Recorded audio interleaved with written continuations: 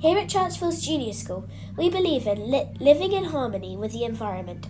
From nurturing our own green spaces to protecting the wildlife, sustainability is at the heart of everything we do.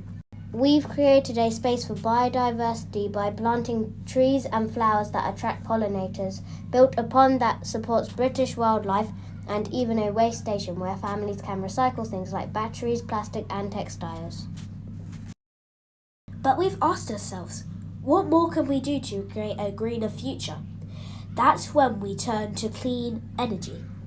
In partnership with Solar for Schools, we've installed 350 solar panels on our rooftops this summer, harnessing the power of the sun to generate renewable electricity.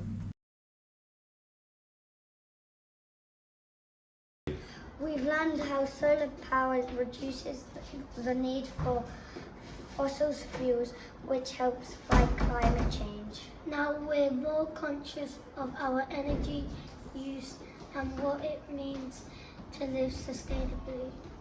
In just 2 months, we've saved £6,000 on electricity.